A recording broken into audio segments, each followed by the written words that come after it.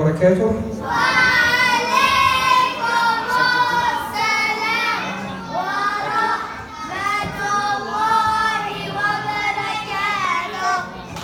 We need to welcome all brothers and sisters being here with us in our annual third Quran Ramadan competition.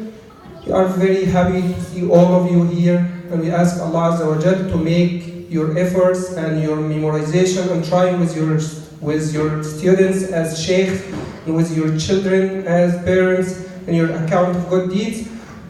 First of all, we apologize for being a little late, and we are going inshallah to start our program now by recitation of the Quran from one of our guests and one of our first place winner in 2017 who is here with us, brother عدين Rahman, and he will recite some Quran inshallah.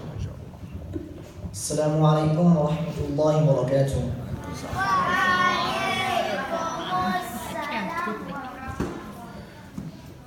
أعوذ بالله من الشيطان الرجيم. بسم الله الرحمن الرحيم. يا أيها الذين آمنوا كتب عليكم الصيام كما كتب على الذين من قبلكم لعلكم تتقون أياما معدودات فمن كان منكم مريضا أو على سفر فعدة من أيام أخر وعلى الذين يطيقونه فدية طعام مسكين فمن تطوع خيرا فهو خير له وأن تصوموا خير لكم إن كنتم تعلمون. شهر رمضان الذي أنزل فيه القرآن هدى للناس وبينات من الهدى والفرقان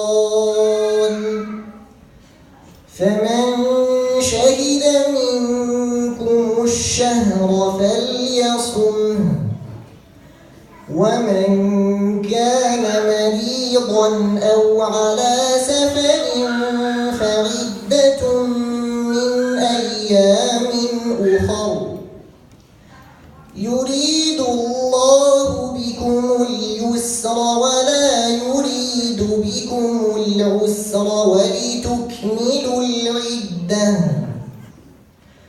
ولتكملوا العدة ولتكبروا الله على ما هداكم ولعلكم تشكرون. وإذا سألك عبادي عني فإني قريب أجيب دعوة الداع إذا دعاني فليستجيبوا لي وليؤمنوا بي لعلهم يرشدون. صدق الله العظيم.